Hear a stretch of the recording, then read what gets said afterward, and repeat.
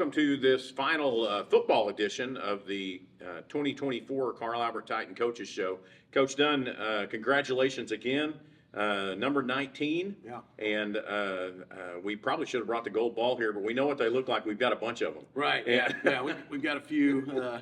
We've got a few in tow. We took some cool pictures with the gold balls just a couple days ago, and I guess that was yesterday. It's all kind of running together for me at this point, but we took some cool pictures that will be out pretty soon, and I think people will be pretty impressed with some of the stuff that we got going on with those gold balls. But it's never gets old. It's a lot of fun, and 19, very very special number. Tie the state of Ada, tie for the state of Oklahoma's most state championships in football across the entire state, and it's a big time accomplishment. It takes a lot of people, and it's pretty.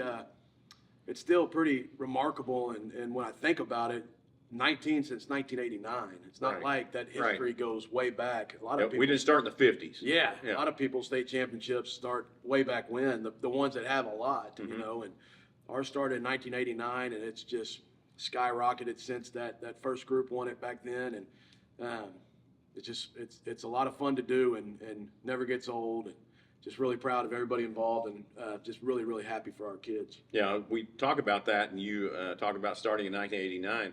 I'm pretty sure that the number is 30 consecutive playoff seasons, and not a lot of schools can say that. So no, they can't, and really in all that time as well, I want to say there's been one losing season. Even that season, I was part of that staff as an assistant coach back in 2005, and it was one of those seasons where if it could go wrong, it went wrong. We had a bunch of injuries. We only had about 11 seniors with that class anyways. By the end of the year, 3 or 4 of them were out for the year. Probably our best player that was returning from the previous team, that was a state championship team, best player breaks his ankle, I think, in the very first game, and he was out for the entire season. It was one of those seasons where everything went wrong, still fought and clawed and made it to the first round of the playoffs and got beat by a really, really good Ardmore team that was led by a guy named Jermaine Gresham. Right. People probably remember in the NFL. But that was the only losing season, I think, since 1989 was that year. And so just a ton of tradition, storied coaches, storied players. And this year ranks up there with all of them. Absolutely. As far as the dominance goes, all these seniors that are going to have a chance to go make their mark at the next level across colleges all across the country, the stats that came from this season, just everything that happened. It was just from day one until that final game on Saturday, it was just a magical season, and a lot of good came from it, a lot of fun came from it, a lot of hard work, sweat, blood, tears, everything that you expect from a season. We went through it, and one thing that this team will always be able to say is they never trailed in a single football game from week 1 all the way until week 14. And I've never been part of a season like that. I've been a part of 2 undefeated seasons, last year and this one, but never had been a part of a season with anything like that, where you go the entire season and never know what it feels like to be behind in a football game. It's just remarkable. It's crazy. Yeah. So I want to delve into that just a little bit and let you talk about it. But this has been an incredible season. The game on Saturday night, a very good game. A lot of penalties, but that is water under the bridge at this point. We knew how we were going to play and what we were going to do. Great game plan, came out, executed well. So we've got 5 or 6 D1 players that are currently D1 players that are on that team.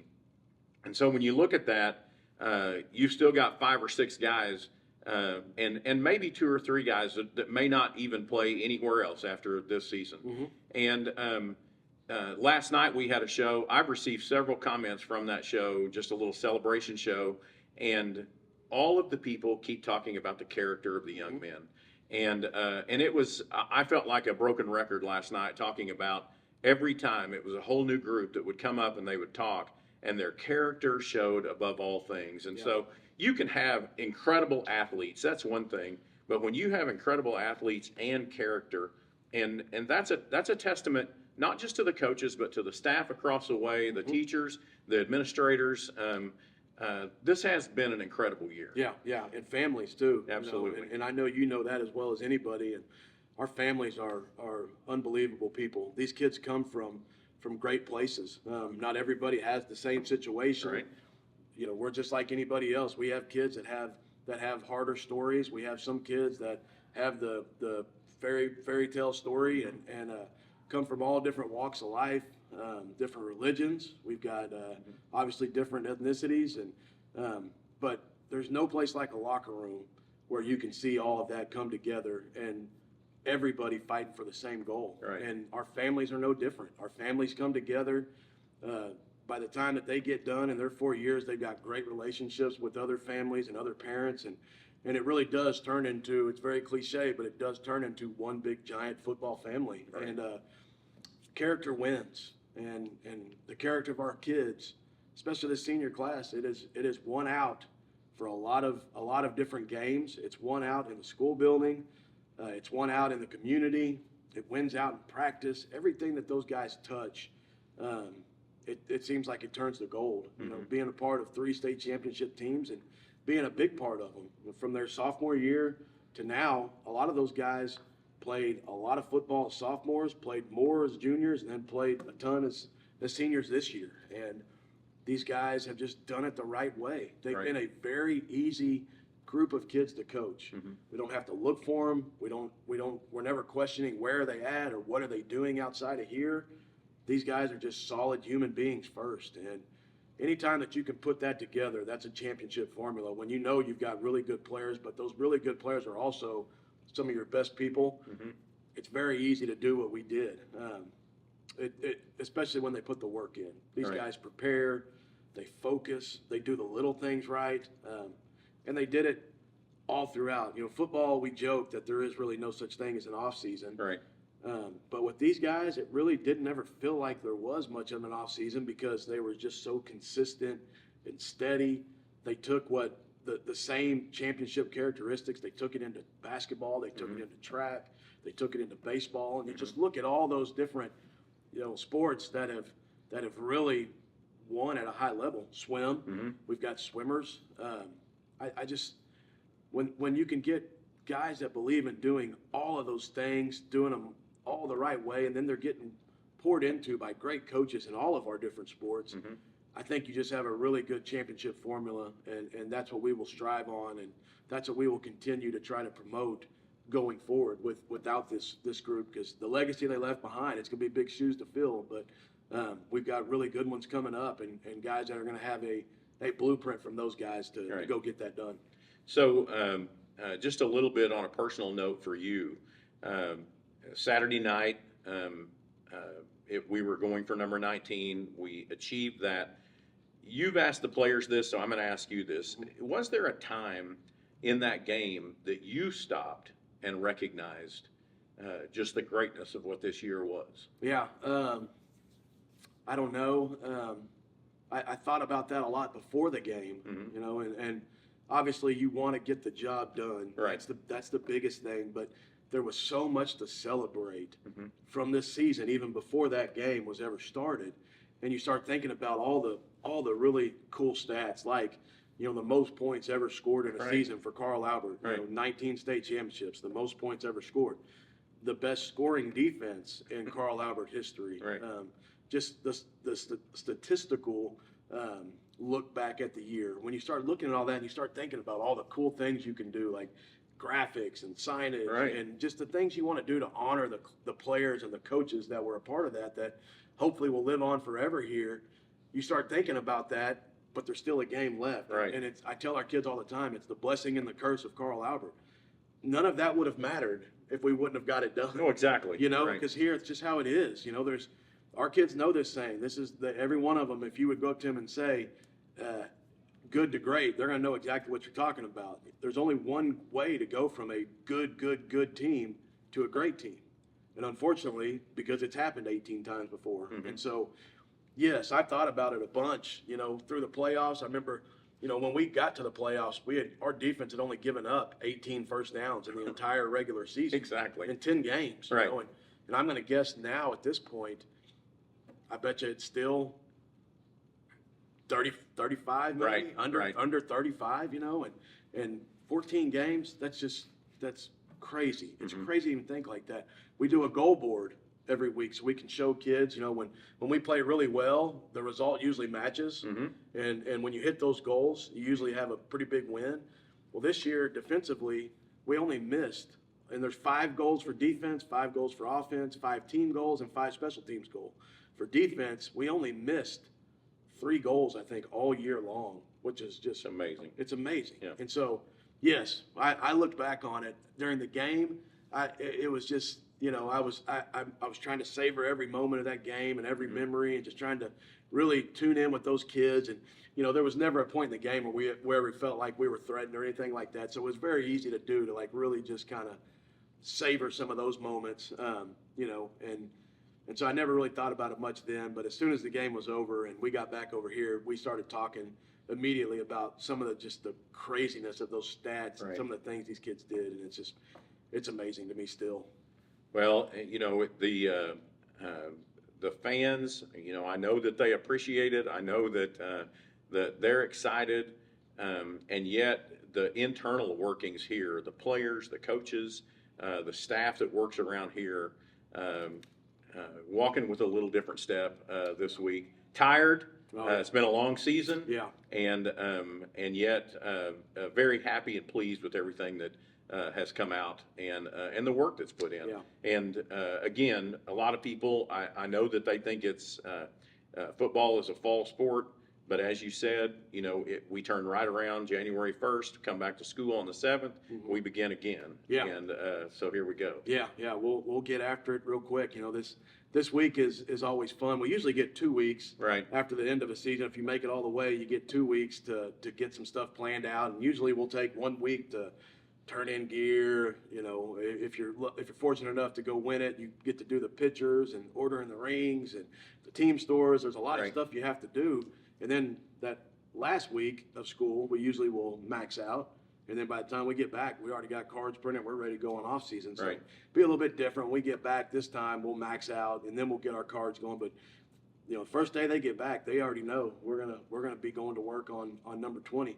The kids already got a hashtag going, and they're going with 20 piece. And our kids don't like ties. They don't want to be tied.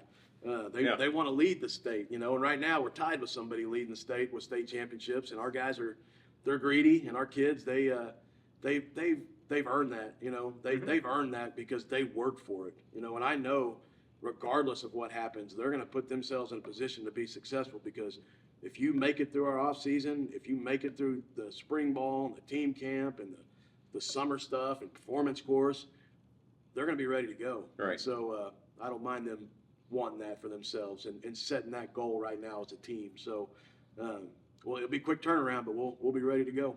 So, quick look back at the senior class. You came in, and so this is an important class for you. Yeah, absolutely. Yeah. So 2021 was my first year here, and Caden and Tristan and Trinae and all these guys, they were all freshmen that year. And I remember when their freshman class, they had a really good year that year, and just thinking about, man, this is going to be a good group, especially when we get them with Tayshawn's senior group and the group that was ahead of them. I was like, this group is going to have a chance to be pretty special. And man, they figured it out fast. And my 4 years here have just been unbelievable and unbelievably fortunate and blessed to be around great coaches, be around great kids, but I think every coach in there would tell you that this senior class was just an absolute joy to work with and get to work side by side with. And I think everybody's really, really excited about where they're going to go at the next level. Sure. Whether that's playing football for OU, playing at UCO, playing at NEO. We're going to have guys that are going to be playing all over the place, but it's also for those guys that are, Jackson Vineyard, he's going to go be a fireman, just like Easton Harless. Right. We're more concerned with what these guys are going to do next than we are even what they do here, because we know that if we really pour into that, their future and what kind of future human being they're going to be, we know that we can win football games. Right. We know we're going to be talented. And we've got good kids. We've got great families, and we've got great resources here. But if we can make them into men and men that everybody can be proud of, we know we can win football games, and that's what's more important to us. And so, and this senior class is a direct reflection of that thought process, and that being the backbone of our program is turning these boys into young men. If you can make that the backbone and the most important thing, then you're going to win games. And, you know, if any coaches were ever watching this, if a young coach was ever going to ask me what's the secret to all that, it's really not a secret. Right. It's make good men, and you're Right. going to be successful. Even if it doesn't show up on the scoreboard right away or in the win column right away, you're going to be successful. And eventually it's going to turn into wins out on the football field as well. And that has been a recipe around here for a long time. Forever. Yeah. Got poured into me as a player, and I got to watch it as an assistant coach, as a young assistant, and now as being the head coach here, and get to work with a bunch of coaches that believe in the same thing and a bunch of players that believe in them. It's just it's very magical, and couldn't imagine being anywhere else or at a better place than this. Well, I know that last week also came with some real challenges, and so there have been several articles written on it. And do you want to speak to any of that? Yeah. So, you know, Coach Wilkerson, start with him and what he means and what he meant to this program and what he meant to our kids and what he meant to our coaches and his family. I mean, obviously, it's a gigantic loss for us, for Carl Albert, even a bigger loss, obviously, for his family and for his kids and Jamie, his wife. But you know, Tyson was a player for us in 22 on that state championship team, and graduated that year in 23. And now Maddox is in his senior year, and you know, Jax is an 8th grader, going to be a 9th grader next year, and will be with us for 4 more years. And so we're going to get to still be around the Wilkerson family quite a bit. And then Amelia, the youngest daughter, and I hope I don't know if Jamie will watch this, but I hope Amelia and my daughter Andy have turned into really good friends, you know, and they hang out all the football games, and maybe Amelia will be over here with us one day too. I know my daughter would really love that, but you know, just a gigantic loss for everybody that knew Jimmy, all of his friends outside of here, all of his players here, coaches. Jimmy was he was larger than life. You know, he's a big man, but Right. but he was larger than life, and you know, a guy like that could really. Kids said this last night in the show, but a guy like that, you know, with all his accolades, he's an all Big 12 guy. He was an NFL draft pick. He played 9 years in the NFL. He could have a big ego, and he was nothing like that. Right. You know, sometimes as high school coaches, you worry about guys like that being on your staff because sometimes you worry that it's not going to be enough for them, that they're not going to be coaching big-time talented guys every single year, and they're not going to coach big-time Division I football players. And you know, Jimmy coached at the college level. Jimmy could have been an NFL coach if he wanted to be. And so you kind of worry about that. With Jimmy, from the very get-go, you could tell Jimmy worked great with everybody. Didn't Right. matter if it was the best player, the player that was developing, the young guy, the senior. Didn't matter. Didn't even matter if it was his position group. Jimmy spoke wisdom and spoke life into all of our kids. Anybody that needed a friend, anybody that needed an assist in any kind of way, Jimmy was there. And so for us, it's just a tremendous loss. And, you know, we found that out on Friday. And so we had to tell our kids Friday, and we had a really, really rough day. And you know, we said we still had business to handle. And Jamie and Jamie's mom, Jimmy's mother-in-law, Luann, told us both, you know, told me and Andy Collier, we were together, and she told us both, I know what Jimmy would want, and he'd want these kids to go finish what they started. And she told her son that too, Maddox. And so Jenny Carlson wrote an unbelievable story Really in did. the Oklahoman after the game. It was probably my favorite one that I saw. Chris Williams from News 9, he did an article or did a story on the news, interviewed myself, interviewed Maddox, interviewed Jamie. He used something that Kaysen put together. Kaysen put together, I think, the biggest tribute and the greatest tribute that I've seen is the video that Kaysen put together where he grabbed some highlights of Jimmy playing in college at OU and found him on YouTube, grabbed some of that, and then he put together. I'm so glad that Kaysen had him mic'd up before that Noble game. Yeah. And we have that speech because I've told Jamie that speech will live on and Carl Albert lore for as long as I'm around, and as long as we can keep that thing going, it'll live on. You know, our kids that were touched by him, and they're going to know that legacy. We're trying to set up some kind of account to where we can help kids with summer camps, cleats, equipment, clothes, whatever the need is, rings, I don't know. We're trying to set something up right now, and they're accepting donations for that. And so we're going to find a way to make sure that Jimmy's legacy lives on, and that video, we'll be able to show that video for years and years and years to come. And so I'm really appreciative of Case and Troutman, Rose Rock Productions, all the videos that you see on our YouTube channel, on social media, all the highlight videos, those are all done by Case and Rose Rock Productions. And he was along with us for the entire run this year from the very get-go. He was there for every bit of it. So just really thankful for him, and glad that he's been a part of this, and hopefully be a part of it for many years to come as well. You know, the end of one of the articles was the most poignant for me. And, you know, we talk about this being a family. And it's one thing to say that. It's another thing to actually put feet and shoes and lives behind it. But at the end of one of those articles, you had said to their family, and the other coaches had said, to Maddox in particular, but to the family as well, we'll never be able to replace your dad, but we'll always be here. Yeah, absolutely. And that family aspect will shine through. We'll always be here, Absolutely. and for their whole family. And so just saying we're a family is sounds kind of coach speak, right? But now we get to actually put boots into action. Yeah, So. yeah, a lot. Yeah, there's actually going to be a need for that. There's going to be an action behind that. Right. You know, and it's also an opportunity. We talk a lot about adversity with our kids, and it was an opportunity for us as coaches to lead them through that and try to role model. You know, example. It's different for us because we've dealt with loss a lot more than these kids have, and you know, we've got coaches that have lost parents already. You know, and so obviously at 18 years old, like Maddox is, and you know, Tyson being probably 20, and then Jax being an 8th grader, and Amelia being in 5th grade.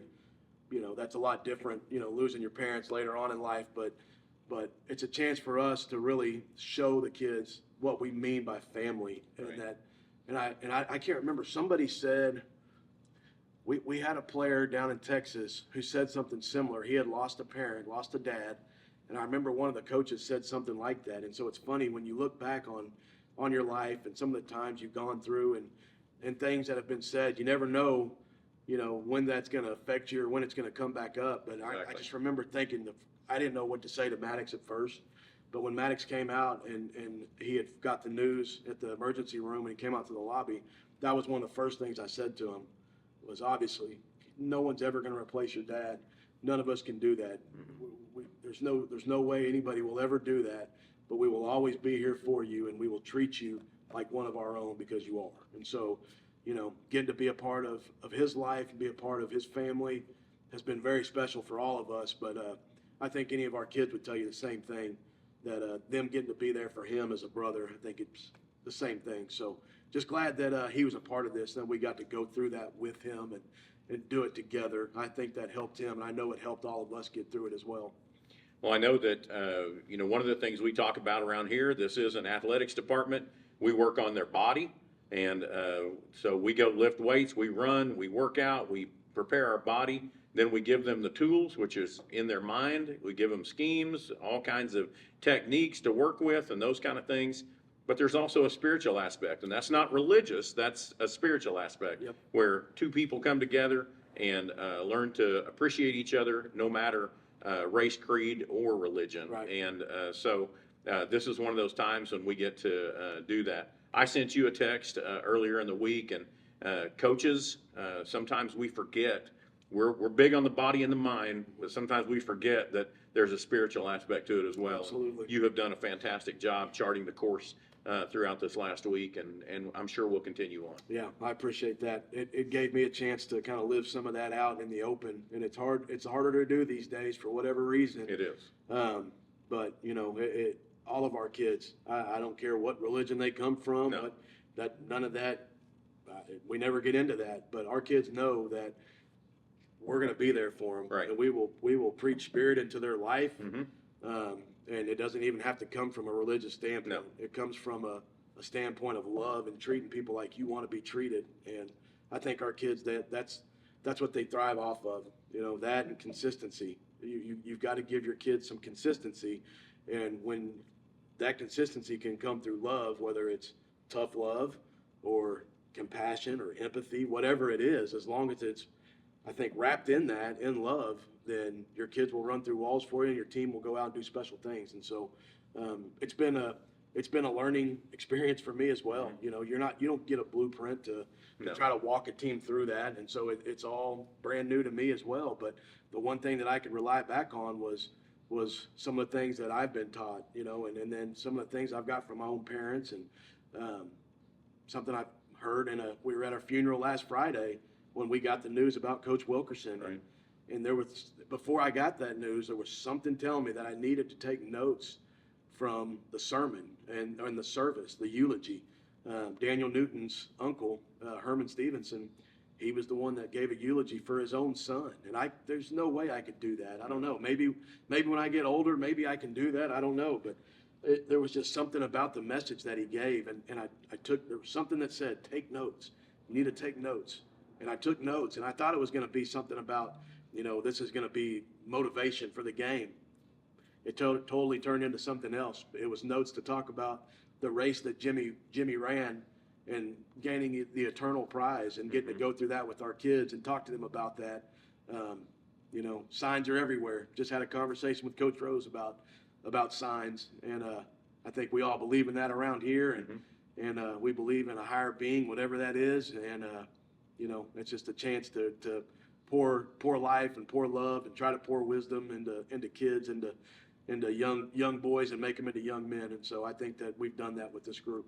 Record-breaking season from the get-go, and offensively, defensively, special teams. You can't leave out Ethan Spiewak in regard to all that he's put into this year. Yep. and his constant preparation. So just a fantastic year, and congratulations again on the 2024 state championship. Well, thank you. And thank you for everything you guys do. You and Coach Goff, what you do up in the booth and the joy that you bring to the coaches and the players. You probably don't know this because you're not down there, but at halftime, we've got, like Todd James, religiously, every game. When you go in at halftime, before we get up on the board, Todd would have the OSN broadcast going, and he'd be watching the first half of the game during the game. We had no idea. And there's multiple kids that do it. At halftime, they'll get there, and they always have their headphones, and they'll be sitting there, and they're watching the first half of the game. They just go back and watch it. And so I know the kids are very appreciative of you guys. You're just as big a part of this team as anybody else that's involved, and we appreciate everything you guys do for us, and always highlighting our kids and coaches, and it makes it fun for us as well. It just takes it all to another level. So thank you very much. Well, we appreciate it, and I mean, Coach Goff and I are living out dreams that we didn't even know we had. Right. So well, it's been a wonderful year. The Carl Albert Titans have achieved all of the goals now that were set early in June, probably in January, but specifically with the team coming out in June. And so it has been a magical season for this Carl Albert Titan football team. And Coach Dunn, you get the prize of being the guy that's at the top. And that all of this can't happen without this fantastic group of coaches that you have around you. And then that bleeds down into all of the players. Yep. Before we leave, not to get too far ahead, but we're going to graduate a lot of really great athletes. Yep. But we've got a lot of great young men Yeah. coming up. Do you want to share anything about this next group that is looking at? Yeah, I can do that quickly. So our O-line and D-line, we got everybody pretty much coming back. Yep. We're losing Cody Volker, who's been a mainstay on that offensive line the last couple of years. But, we got all those guys coming back. Kathan Perucci's a guy that played in that last game on the offensive line. So really 5 guys coming back on the O-line with lots of experience. Defensive line was one of our best units this year with LeBron Royal, Joe Thomas, Kathan Perucci, Nick Hill, Thomas Welch. Kind of go down the line there, but all those guys are back. Yeah. We've got some other young guys, D-line, O-line, that are really good pieces that we're excited about as well. So we're going to be great up front, both sides of the ball. And then skill-wise, we got some guys that have been stuck behind some really good players. Really good players, right. But we've got a host of them. Elijah Matthews, a guy that got to play quite a bit this year, a running back who will be a big-time stud for us. Anderson Collier, a quarterback coming up for us that's going to be really good. You've got Darian Thomas, Jackson Webster, Makari Johnson's another guy we're really excited about, receiver. We've got plenty of guys. And then, all those guys are DB types as well. Linebacker Bo Davis is a guy we're excited about. Darian Thomas again at linebacker. Jake Miller's a freshman that got to play one game on varsity with us against Western Heights, and he's going to be a sophomore next year. It's going to be really good. Joseph Ludoff's a young guy, freshman. I could go on and on about all these kids, but I'll tell you this, Carl Albert be ready to go compete when it comes time in next August. These kids are going to work. They're kids that have won a lot of football games. They've been around a lot of winning throughout their time as Carl Albert Middle School guys, and now high school the last couple of years. And so it's in their blood. It's in their DNA. It's that CA DNA. So I think we'll be ready to rock when it comes that time. All right. We're looking forward to the 2025 season and the possibility of pursuing that number 20 and moving ourselves above and beyond the rest. And it's always been kind of what we're doing around here, is trying to get above and beyond everyone else. It's been a great season, and we hope to have you back here for other coaches' shows as we begin to move into the winter sports. And they're already going, but we'll get into all of those details with other coaches and players throughout the season. Thank you for watching this 2024 Carl Albert Titan Coaches Show.